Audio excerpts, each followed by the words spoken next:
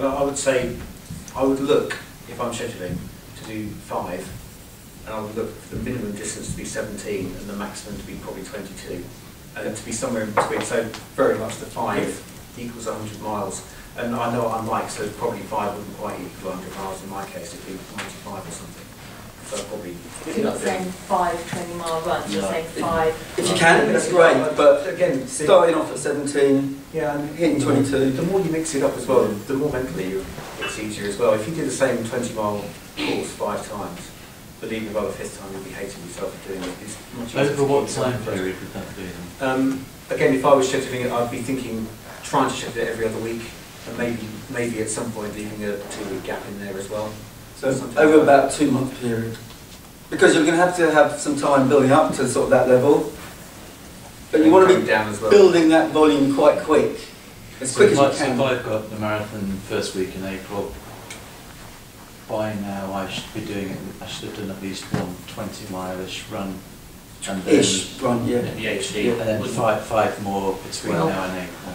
I mean, don't get hung up about this 5, but what I'm saying is that you want to be doing more than one, and the more the merrier. And if we want to be doing this, this is all ideal. This is all I don't do what I aim to do. You'll see that later. Ideally, you'll be doing 5 equal 100. If you do 4 that equal 80, don't think I'm gonna fail. Slit my throat. It's not like that. It's just going to be that much harder, a little bit harder. And similarly for me, if I schedule a 20-mile or a long run in a weekend, 5 of them, I know at least one of them is going to be off-road, and it's going to be of no sort of pace work whatsoever, but it will be distance. And going back to something that you mentioned as well earlier about only doing one marathon, and then after that, going back and doing another. I'm doing 2. Yeah. I've got 1 April, 1 June. My main target's June. Sorry, I'm really sorry, but because of the PowerPoint, we'll sort that out. Yeah. We'll do that later. I'll talk to you about that later. Yeah. We can. I've got something. So as a rule, can you just do direct questions about current topics, and we'll talk about other after, just because of the PowerPoint. Sorry. Absolutely.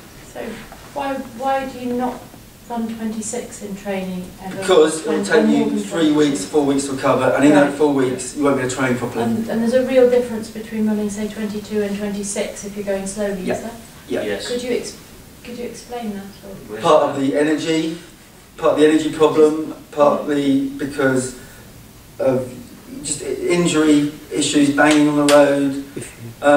You might find that you can do it, okay? It's all about personal, but 99% of people can't. Okay, I tried to do an 18-mile yesterday, and after 15 miles, I said, right, I'm getting the bus because I could feel problems occurring because I'd raced on the Saturday. So you've got to just be very wary about this. Yeah. And if you're not strong enough, as soon as your muscles start breaking down, you start getting internal bleeding in your capillaries, that sort of thing. If you start keep running for another 4 miles on that, you're going to damage yourself that much more. It's sort of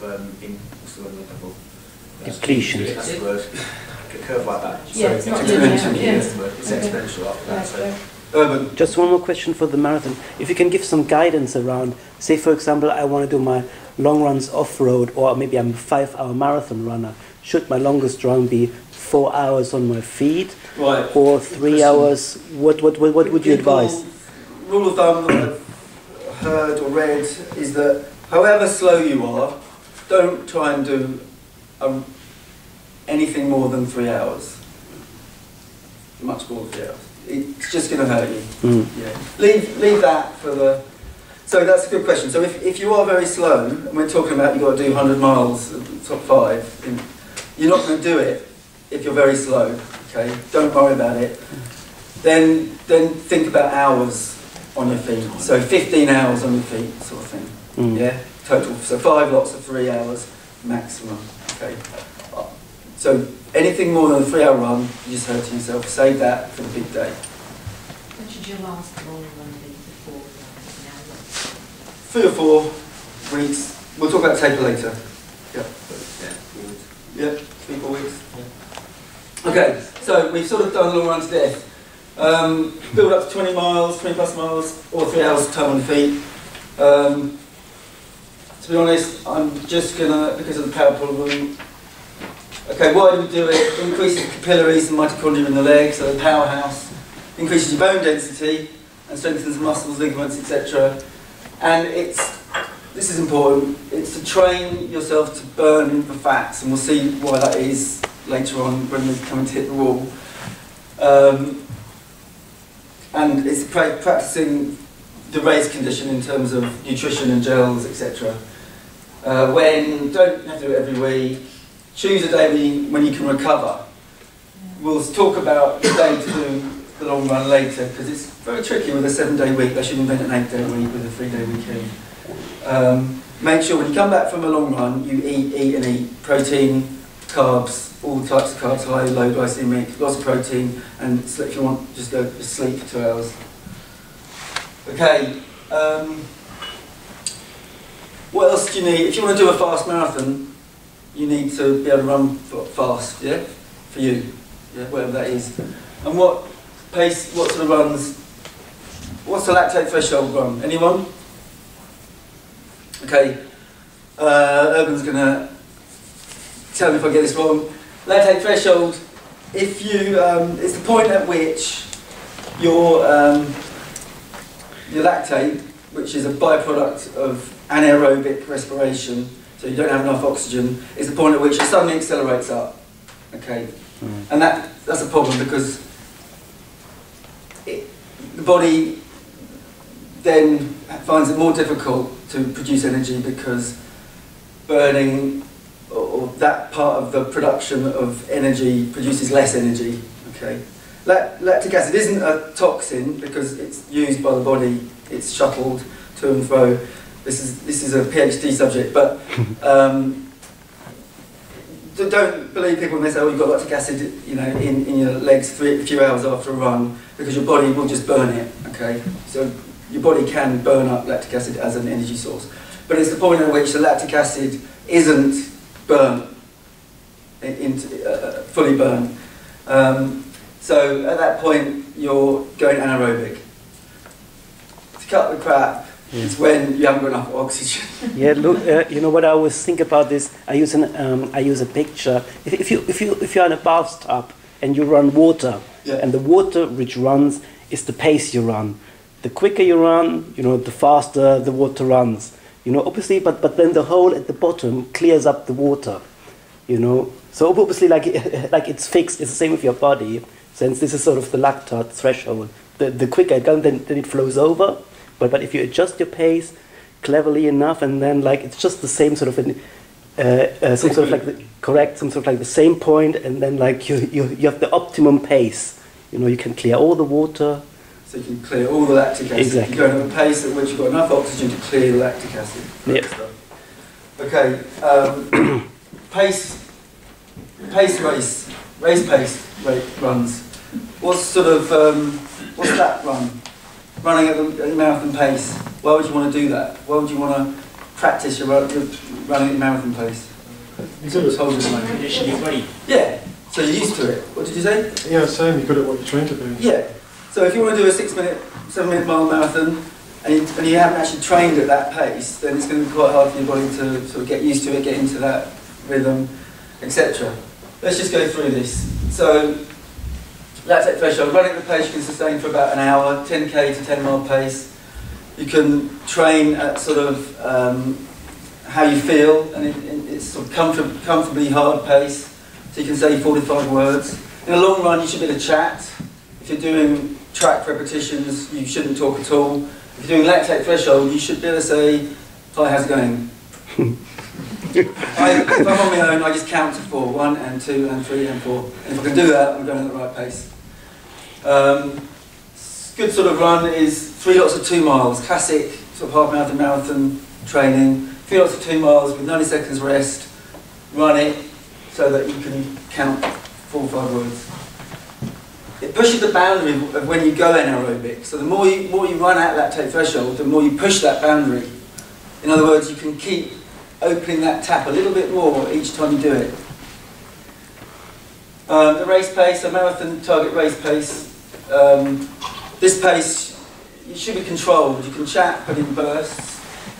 Build up to around 13 miles. This is a hard run. Okay. Again, you know, don't get too worried if you can't hit 13 miles or if you don't do 5 of them. But if you can do 5 of these marathon pace runs, you know, you can do the marathon at your pace. That is a good mental a plus. I would just say make sure you're doing it at your pace though. So make sure that if you're counting distance, you've got the distance right and that your timing is right as well. Because if you think you're going quicker than you are on the day, so if you think you're 8-minute miling on the marathon pacing and you're actually 8:20, and you try and go at 8, you're going to fall apart at some point.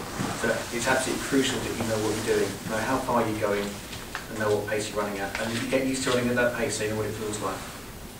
That run is actually one of the few runs that I would say a Garmin is really quite good with. Because I would argue that you want to be running with a Garmin as little as possible. Yeah. Because you want to know what your body is telling you. You want to know how your body's feeling rather than what your Garmin's telling you. That's a threshold session. Great weekly session. Karen does a session at Tuesday at Dome.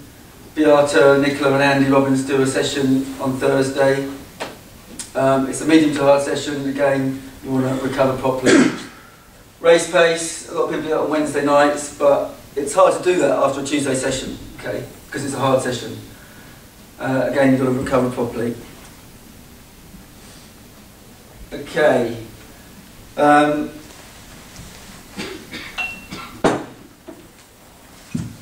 Hills, fartlek and speed endurance runs. Give me a good hill session. Anyone done a hill session with Karen or with Gowan? Easy. Yeah. Okay. What do you do? I've done a couple. So we did one where there were 3 12-minute sessions. Okay. Yep. And then we did. What sort of intensity you do going at? How hard are you working? Felt really hard. Yeah. Cool. And what's it for? Is it similar to your lactate threshold kind of stuff? You ask a little bit, although you're probably working harder, more intense. Yeah. But it's anybody else? What's the hill session really good for? Power. Power. Talk about power, strength, leg strength. Building muscle. Sorry. Building muscle.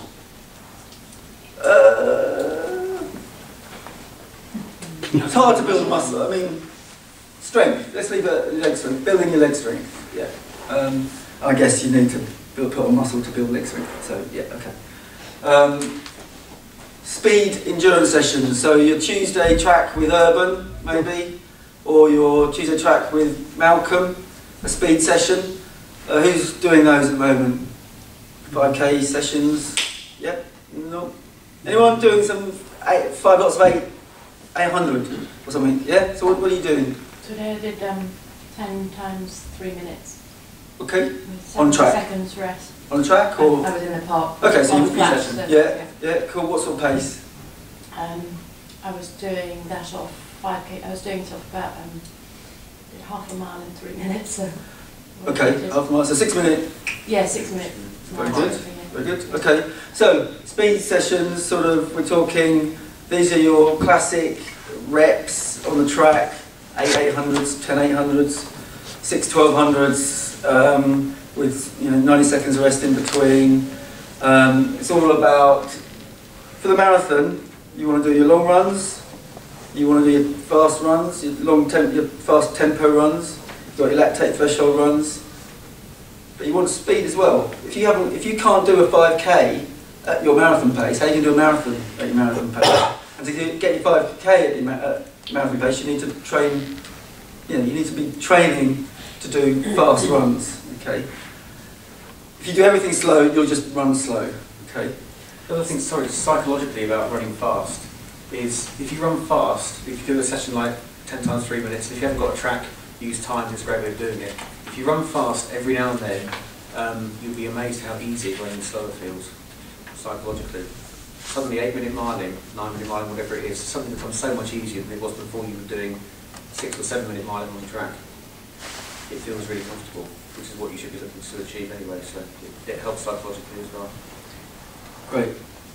Have you done a fartlek session?